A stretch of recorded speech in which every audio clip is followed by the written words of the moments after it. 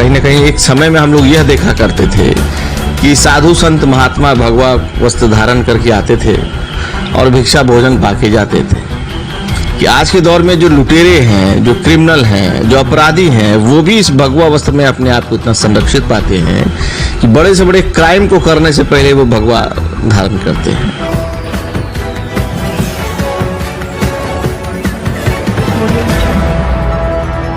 चुनाव लोग जानना भी चाहते हैं कि कई तरह की चर्चा चली कि आज विधानसभा चुनाव से 2-3 दिन पहले, 4 दिन पहले क्या संजय सरावगी या फिर उमेश सहनी से आपकी कोई वार्ता हुई थी, कोई आपको अप्रोच किया गया था मिलने के लिए या फिर सपोर्ट करने के लिए?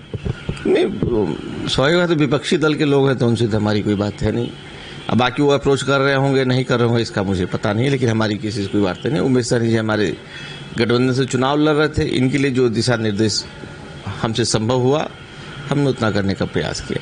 हमारी जितनी खोज हुई, जितनी पूछी, उसका हमने उनको परिणाम में बदलने के लिए हम लोगों ने उनकी मदद की।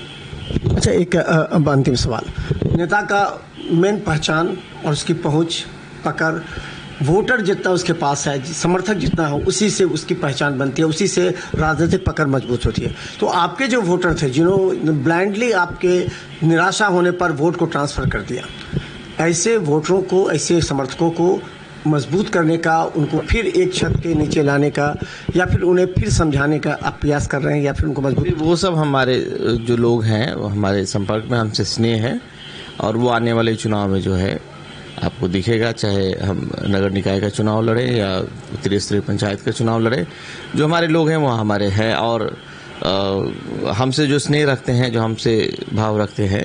और मेरा अपना एक सामाजिक छवि ऐसा है कि कोई हमसे नाराज नहीं हो सकता है। चलिए, अब एक अंतिम सवाल और महत्वपूर्ण सवाल, जिसकी वजह से आपको टिकट कटा गया, मुड़िया का वो थोड़ा सा विजुअल मैंने कई बार जिक्र भी किया, क्योंकि उस समय हम भी खबर बना रहे थे, रात का समय वो दृश्य है, हेलमेट पहने हुए आप, डीएम, एसपी, चारों तरफ से पत्थरबाजी हो रही थी। उस समय लोगों की जान बचाना प्राथमिकता थी। आपने उस समय जाति धर्म नहीं देखा, लेकिन उस सीन को क्रिएट करते हुए मुसलमानों के खिलाफ प्रोजेक्ट कर दिया गया।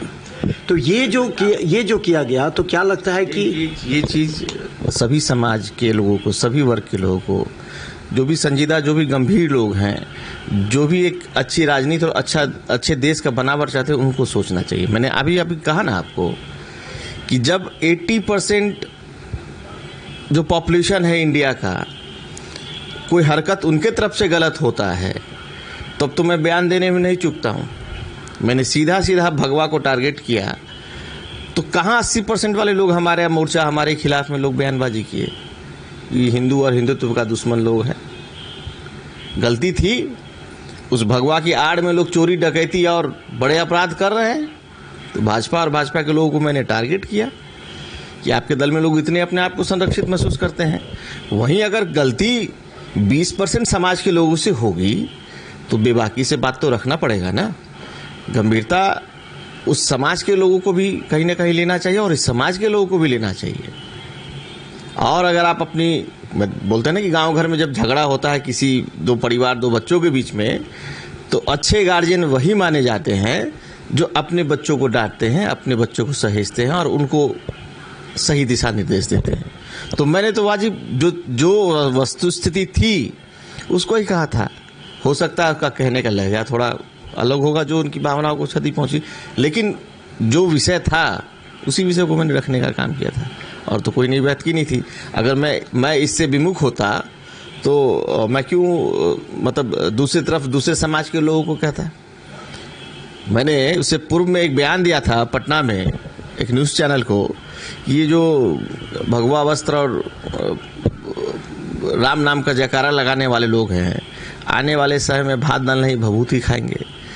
तो भभूत कितना शुद्ध चीज़ है, या भभूत किसी पूजा की आहुति के उपरांत लोग कितना उसको भावनात्मक उससे लगाव रखते हैं। तो ऐसे बयानों पे तो 80% जो पॉपुलेशन है उनकी भावना आहत तो नहीं होती है।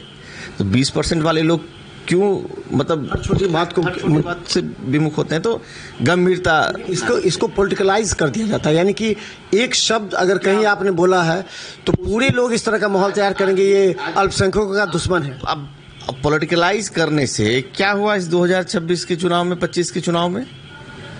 हम और हमारे दल के लोग अपने ही वोट से हार गए चुनाव। हम और हमारे दल के लोग अपने ही वोट से हारे ना चुनाव। क्यों, कौन से वोट से चुनाव हारे? मुरारी मोहन जी किस वोट से चुनाव जीते? हमारे मुख्यमंत्री ललित जी किस वोट से चुनाव हार गए? भोला जी कौन से वोट से चुनाव हार गए? आप पूरे 10 विधानसभा के देखिए ना। और ऐसा एक परसेप्शन मेरे खिलाफ में क्रिएट किया गया। मैं तो उसके बाद, उस चुनाव के बाद किसी प्रत्याशी के कैंपेन में नहीं गया, और मैं इस वजह से नहीं गया कि शायद मेरे जाने से हो सकता है कि कुछ और वोट इनका न खराब हो जाए, बाद में ये लांछन मुझे मिले। तो कहीं ना कहीं सब लोगों को गंभीर होना चाहिए और सही दिशा की राजनीति करनी चाहिए, और गलत को सदैव गलत कहने की क्षमता। आपके साथ इस घटना को एक मैसेज संदेश किया 80 और 20%, ये दोनों को बाइफरकेट लोग आप कर रहे हैं कि अगर 20% में कोई एक गलती भी करता तो उसको कहता है कि ये गलत नहीं है, लेकिन 80% बयान की बात अगर आप करेंगे तो मेरे पूर्व से भी मेरे बयानों को आप निकालिए। जिस समाज, जिस जमात में गलती होती है, चाहे वो हिंदू समाज से है या मुस्लिम समाज से है, किसी जाति किसी धर्म से आए, अगर आपने गलती की है, मैं हिंदू समाज से आता हूं, अगर मुझे लगेगा कि हमारे ही समाज के किसी लोगों ने अन्याय किया है, अत्याचार किया है, तो हमने उसके खिलाफ भी बोला है। आपने लगातार बीजेपी के खिलाफ बोला, एंटी बीजेपी आपका स्टेटमेंट पहले भी रहा है। शुरू में आप प्रो आरजेडी हैं, प्रो, तो क्या लगता है कि आपको एहसास हो रहा है कि ये गलती हो गई हमसे, क्योंकि आपकी जो वोट बैंक है वो बीजेपी समर्थक है, तो ऐसा लगता है? एक चीज मैं आपको बता रहा हूँ मनोज जी, कि जो मेरे लोग हैं वो मेरे लोग हैं या हम में विश्वास करने वाले लोग हैं कि ये उचित और न्याय पसंद लोग हैं। वो किसी दल से बिलोंग करने वाले लोग नहीं है, किसी दल की विचारधारा से एकदम कनेक्ट होने वाले लोग नहीं। हाँ, अब मैं जहाँ खड़ा मिलूंगा तो मेरे इतने लॉयल हैं कि मेरे पीठ पीछे वो अपना समर्थन जरूर देंगे। और रही बात की उचित बोलना, यदि अपराध है तो ये अपराध होता रहे, लेकिन उचित तो बोलना मैं नहीं छोड़ूंगा। जो फैक्ट है, जो सच्चाई है, चाहे वो जिसके हित में हो उसके लिए मैं बोलता रहूँगा। और रही बात बीजेपी की, तो एंटी बीजेपी की विचारधारा, मतलब एक सोशलिस्ट विचारधारा से हमेशा जुड़ा हुआ लोग रहा हूँ। भारत देश की एक अपनी बनावट है, इसकी अपनी एक संरचना है, इसका ये जो गंगा जमुनी तहजीब है, ये तहजीब बनाने में अगर हम एक कदम चल रहे हैं तो सबको एक कदम उसमें साथ आना चाहिए। तो आप किससे आशा करते हैं, किससे एक्सपेक्ट कर रहे हैं? वो एक कदम तो वो चलेंगे नहीं, एक कदम तो चल के आपने दिखाया तो आपका नुकसान हो गया, आपकी पूरी राजनीति खत्म हो गई आपकी। मैं दलगत की बात कर रहा हूँ कि अगर समाज को जोड़ने में आरजेडी का वोट बैंक तो वही होता है ना। मैं क्या कह रहा हूँ कि मैं एक पार्टीगत की बात कर रहा हूँ, मैं तो सामाजिक बात कर ही नहीं रहा हूँ। हमारी आशा अपेक्षा यही होती है कि इस भारत को बनाने में जो एकता अखंडता है, जो विश्वास है, उसको बनाने में राजद एक कदम चलती है सार्थक रूप से, तो अन्य दल को भी 4 कदम चलना चाहिए। इसका प्रभाव कहीं ना कहीं समाज पर अच्छे रूप से पड़ेगा। आज जिस तरह की बीजेपी राजनीति करती है, हिंदू मुस्लिम विखंडीकरण की राजनीति करती है, कहीं ना कहीं जो है किसी एक जात धर्म के लोगों को विशेष करके टारगेट करती है, ऐसे राजनीति से हमको लगता है कि सभी दल को बचना चाहिए। फिर भी लोग तो समझते हैं ना कि 80% वोट बैंक बीजेपी का ही होता है। देखिए, अब जो माहौल क्रिएट हो रहा है उसमें साफ हिंदू मुस्लिम हो जाता है चुनाव में। आप पश्चिम बंगाल में भी देख लीजिए, चुनाव हुआ 92% तक वोटिंग चला गया। तो क्या लगता है कि अब समय आ गया है कि वोट बैंक जो है वो 80 और 20 में बढ़ते आ रहे हैं। राष्ट्रीय जनता दल को कई जगह नुकसान हुआ। मुरारी मोहन झा हारते हारते जीत गए, सुजीत कुमार हारते हारते यानी 5,000 साढ़े 5,000 मतों से जीते। अफजल अली वहाँ पर उनका फॉलोअप कर रहे थे। मुकेश सहनी अगर खड़ा नहीं होते कर रहा तो जीत सकते थे। आपको ललित यादव जो कि इतने सालों से बने हुए थे उनको हटा दिया गया, मुस्लिम वोट दे दिए ओबीसी पार्टी को। आप हायाघाट में भी देख लीजिए। तो ये जो परंपरा डेवलप हो रही है, क्या लग रहा है कि हिंदू मुस्लिम वोट बैंक को अब समय आ गया कन्वर्ट होने का, जहां 80 और 20 में? देखिए, मेरा मानना है कि जिस तरह की राजनीति को बीजेपी हवा देती है तो उसमें वो सक्षम हो रही है।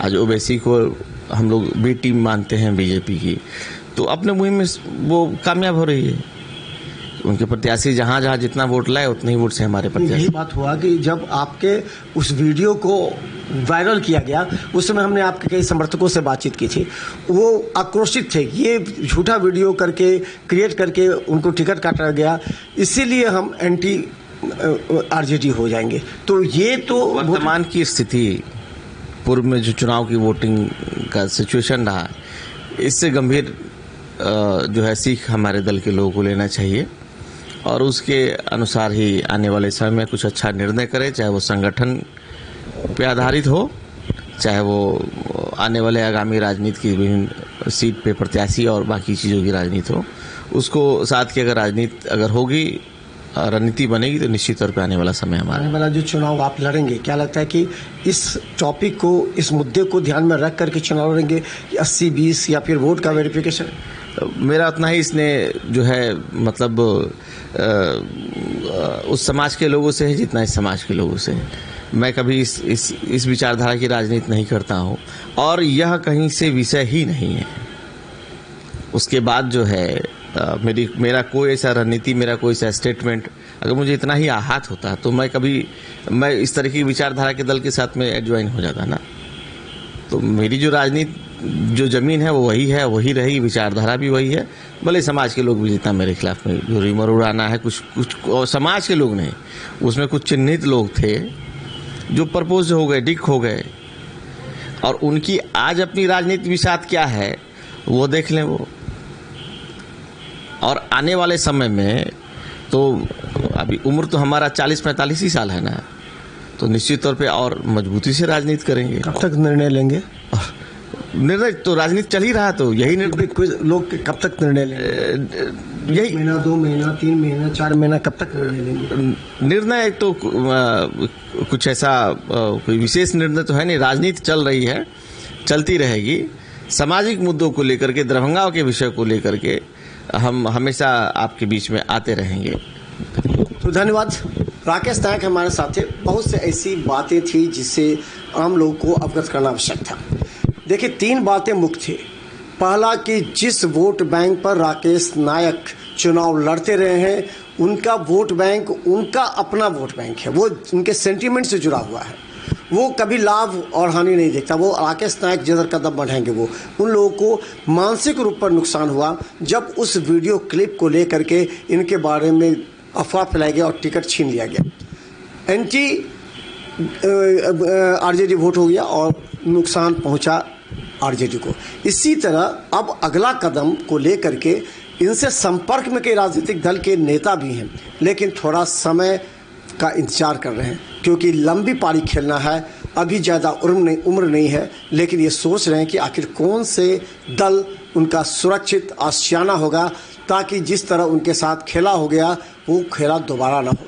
और तीसरा सबसे महत्वपूर्ण, वो सामाजिक मुद्दों को लेकर के जनता के बीच, अपने समर्थकों के बीच मौजूद रहेंगे ताकि उनकी अपनी राजनीतिक पकड़, वोट बैंक मजबूत होता रहेगा। तो देखते रहे बिहार मित्र न्यूज़, क्योंकि हर गंभीर मुद्दे पर हम सबसे चर्चा करते हैं कि बिहार के साथ दरभंगा की राजनीति का माहौल कैसा होगा।